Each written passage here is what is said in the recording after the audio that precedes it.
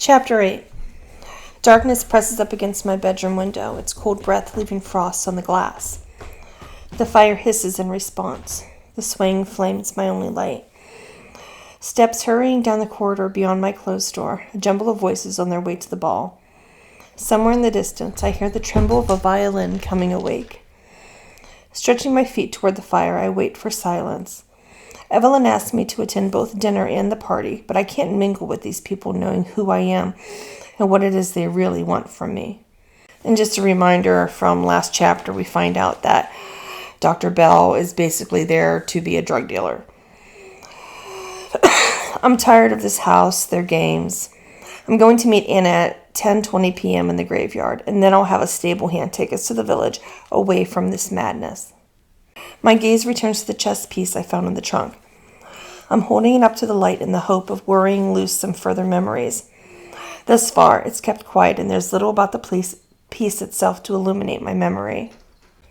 It's a bishop, hand-carved and freckled with white paint, a far cry from the expensive ivory sets I've seen around the house, and yet it means something to me. Regardless of the memory, there's a feeling associated with it, a sense of comfort almost. Holding it brings me courage. There's a knock on the door, my hand tightening around the chess piece as I start from the chair. The closer I come to the meeting in the graveyard, the more highly strung I've become, practically leaping out the window every time the fire pops in the grate.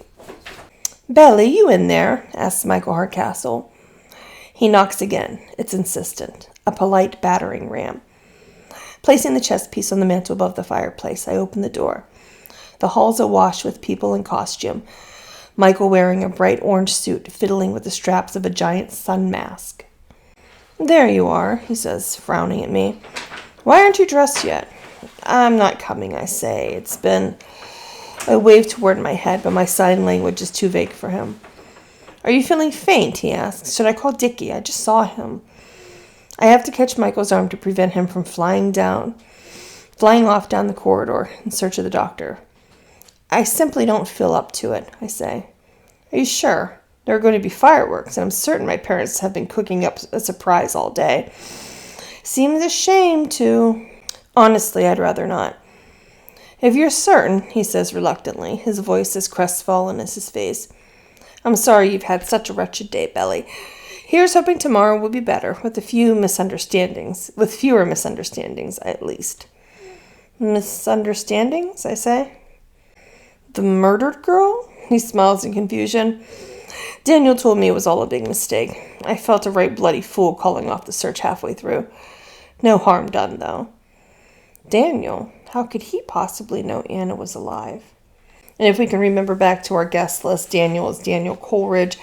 He's a professional gambler. He's the one who first helped Sebastian when he wandered, from the forest to the house. "It was a mistake, wasn't it?" he asks, noting my bafflement. Of course," I say brightly. "Yes, terrible mistake. I'm sorry to have bothered you with it." "Not to worry," he says slightly dubiously. "Think no more about it." His words are stretched thin, like overburdened elastic. I can hear his doubt, not only in the story, but in the man standing before him. After all, I'm not the person he knew, and I think he's come to realize that I no longer wish to be. This morning I'd have done almost anything to repair the fracture between us, but Sebastian Bell was a drug peddler and a coward, the consort of vipers. Michael was a friend of that man, so how could he ever be a friend of mine? "Well, I'd best be off," he says, clearing his throat. "Feel better, old man." Rapping the door frame with his knuckle, he turns away, following the rest of the guests on their way to the party. I watch him go, digesting the news. I'd quite forgotten about Anna's flight through the woods this morning, our imminent meeting in the graveyard sapping much of the horror from my first memory. And yet, something momentous clearly happened, even if Daniel has been telling people it didn't. I'm certain of what I witnessed, the gunshot and the fear. Anna was chased by a figure in black, whom I now must assume to have been the footman. Somehow she survived, as I did after my assault last night. Is that what she wants to talk about? Our mutual enemy and why he wants us dead? Perhaps he's after the drugs. They're clearly valuable. Maybe Anna's my partner and should remove them from the trunk to keep them out of his hands. That would at least explain the presence of the chess piece. Maybe it's some sort of calling card? After taking my coat from the wardrobe, I wrapped myself in the long scarf and slipped my hand into a thick pair of gloves, pocketing the letter opener and chess piece on the way out. I'm rewarded by a crisp, cold night. As my eyes adjust to the gloom, I breathe in the fresh air, still damp with the storm, and follow the gravel path around the house toward the graveyard. My shoulders are tense, my stomach unsettled. I'm frightened of this forest, but I'm more frightened by this meeting. When I first awoke, I wanted nothing more than to rediscover myself. But last night's misadventure now seems a blessing. Injury has given me the chance to start again. But what if meeting Anna brings all my old memories flooding back? Can this higgledy-piggledy personality I've cobbled together over the course of the day survive such a deluge? Or will it be washed away entirely? Will I be washed away? The thought is almost enough to turn me around by the shoulders, but I cannot confront the person I was running from. By running from the life he built. Better to make a stand here, confident of whom I wish to become. Gritting my teeth, I follow the path through the trees, coming upon a small gardener's cottage. The windows dark. Evelyn's leaning against the wall, smoking a cigarette, a lantern burning by her feet. She's wearing a long beige coat and Wellington boots, an outfit somewhat at odds with the blue evening dress beneath it and the diamond tiara sparkling in her hair. She's really quite beautiful, though she carries it awkwardly. She notices me noticing. I didn't have time to change after dinner, she says defensively, tossing her cigarette away. What are you doing here, Evie? I ask. You're supposed to be at the ball. I slipped away. You didn't think I'd miss all the fun, she says, grinding the cigarette beneath her heel. It's dangerous. Then it would be foolish for you to go alone. Besides, I brought some help. From her clutch, she pulls out a black revolver. Where on earth did you find that? I ask, feeling shocked and slightly guilty. The idea that my problem has put a weapon in Evelyn's hand seems like a betrayal somehow. She should be warm and safe in Blackheath, not out here in harm's way. It's my mother's, so the better question might be where she found it. Evie, you can't. Sebastian, you're my only friend in this dreadful place, and I'm not going to let you stroll into a graveyard alone without knowing what's waiting for you.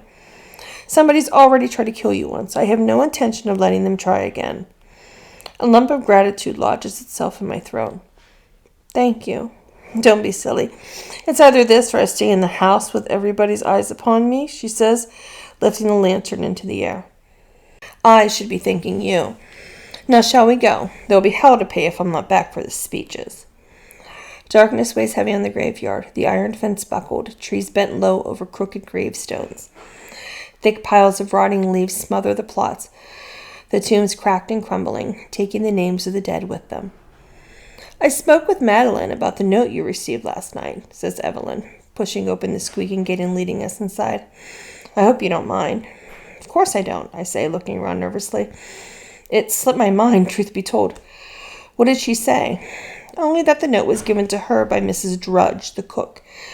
I spoke to her separately, and she told me it had been left in the kitchen, though she couldn't say by whom. There was much coming and going. And did Madeline read it? I asked. Of course, says Evelyn wryly. She didn't even blush when she admitted to it. The message was very brief. It asked you to come immediately to the usual spot. That was all? No signature? I'm afraid not. Sorry, Sebastian. I hope to have better news. We reached the mausoleum at the far end of the graveyard, a large marble box washed over by two broken angels. A lantern hangs from one of their beckoning hands, and though it flickers in the gloom, there's nothing of note to illuminate. The graveyard's empty.